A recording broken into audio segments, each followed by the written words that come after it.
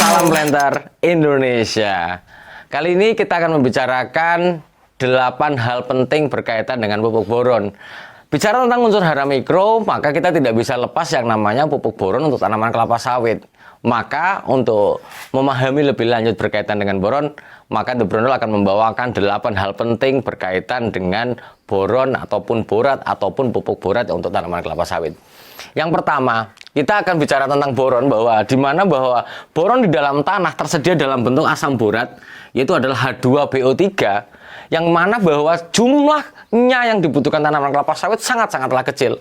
Di dalam tanah sendiri bahwa kandungan boron itu hanya 7-80 ppm saja, di mana tersedia dalam biasanya adalah bentuk ion adalah BOH4-.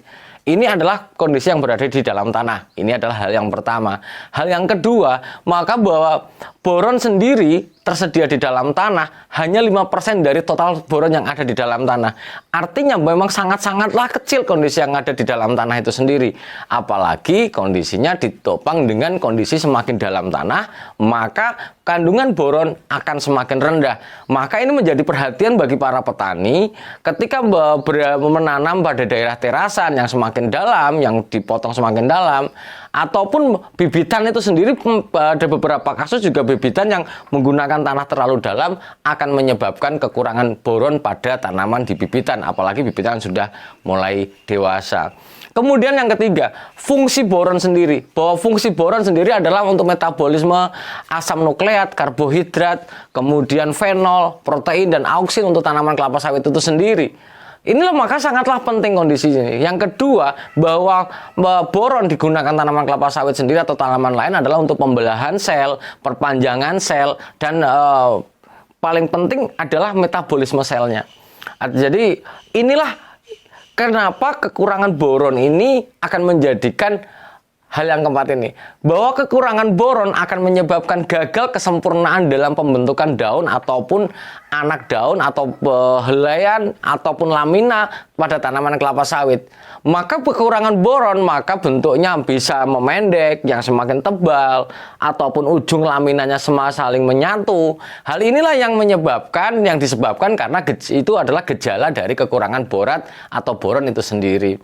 Kemudian hal yang kelima, pupuk yang digunakan untuk kebutuhan boron sendiri untuk tanaman kelapa sawit adalah biasanya kita menggunakan adalah HGFB atau High Grade Fertilizer Boron atau borat. Di mana borat ini, HGFB ini, bahwa warnanya biasanya putih, kemudian ada sangat sedikit ada butiran-butiran merahnya. Di mana bahwa pupuk boron ini termasuk pupuk yang agak lumayan mahal. Pupuk yang lumayan mahal, di mana biasanya kita menggunakan ada misalnya merek Borogen 48 yang kandungannya adalah sekitar 47% boron. Kemudian yang keenam, ini yang banyak pertanyaan. Ternyata bahwa di dalam tanah sendiri, boron itu sendiri bahwa tidak harus dijauhkan ketika kita menggunakan pupuk, bahwa pupuk gabungannya adalah berbahan amonium. Misalnya amonium nitrat ataupun amonium mungkin amonium yang lain ya. Yang ini ketika didekatkan sama boron, artinya bahwa jika ada kandungan amoniumnya kemudian didekatkan dengan adanya boron, maka kondisinya akan menjadi alkalis ataupun pH-nya akan naik. Sehingga ketika pH-nya naik, yang kalah bukan boronnya, namun amoniumnya yang akan kalah. Maka harus dijauhkan dari pemberian pupuk yang mengandung amonium. Kemudian yang ketujuh, dosis pemupukan dari boron itu sendiri relatif sangat-sangat sedikit. Bahwa beberapa balai penelitian mengeluarkan rekomendasi boron itu sendiri relatif sangat-sangat sedikit dibandingkan pupuk yang lainnya. Kita hanya membutuhkan sekitar 50-100 gram saja pupuk atau HGFB ini. Ini hanya sekitar 50-100 gram saja. Ada yang merekomendasikan 50, ada yang merekomendasikan 100 gram. Di mana pemberiannya rata-rata hanya sekali saja setahun. Di mana karena memang kebutuhan boron sendiri adalah relatif sangat rendah untuk tanaman kelapa sawit. Dan yang terakhir, yang paling penting adalah bagaimana cara pemberiannya. Ternyata bahwa boron ini bisa diberikan dengan menggunakan 3 macam cara. Yang pertama, jadi cara pemberian yang pertama adalah disemprot.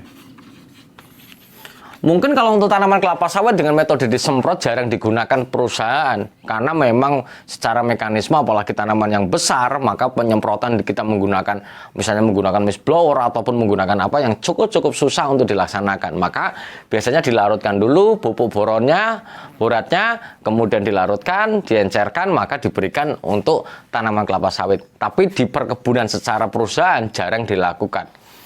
Yang kedua adalah disebar di piringan. Ini mungkin hal yang paling umum dilaksanakan adalah disebar di piringan. Misalnya 50 gram atau sampai 100 gram diambil, kemudian ditebar merata di piringan. Lah, bagaimana? Apa sih bedanya ketika tanaman kelapa sawit yang besar dengan kelapa sawit yang kecil? Itu kok metodenya berbeda? Lah, seperti ini. Dan yang ketiga adalah disebar di pangkal pelepah.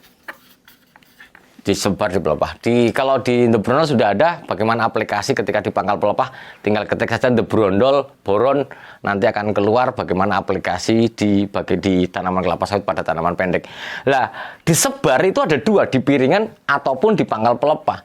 Lebih diutamakan yang mana? Ternyata bahwa ketika tanaman masih kecil dan masih terjangkau, maka lebih cenderung diambil kemudian disebar di pangkal pelepah, karena boron sendiri bisa terserap karena dia bersifat membantu sistem meristematik untuk perpanjangan sel dan bisa diserap oleh pangkalnya secara efektif. Sehingga ketika masih bisa dijangkau tanaman kelapa sawit sendiri, maka disebar di pangkal pelepahnya. Namun kalau tidak bisa di pangkal pelepah atau tanaman sudah dewasa sampai umur 8 tahun, nggak mungkin kita sampai manjat-manjat sampai ke pangkal pelepah paling pucuk, maka cukup disebar di piringan. Mungkin itu saja dulu yang dapat saya sampaikan berkaitan dengan 8 hal penting berkaitan dengan boron ataupun borat di tanaman kelapa sawit. Intinya adalah bagaimana kita tetap memberikan kebutuhan tanaman kelapa sawit, walaupun itu hanya mikro saja, maka itu adalah hal yang paling penting. Semoga bermanfaat bagi saya, Anda, dan semuanya. Mari kita bangun tanaman kelapa sawit yang kita usahakan menjadi tanaman kelapa sawit yang akan memberikan kesejahteraan lebih bagi kita. Semoga bermanfaat dan semoga Allah memberikan kebahagiaan tanpa syarat bagi saya, Anda, dan semuanya. Terima kasih. Salam Planter Indonesia.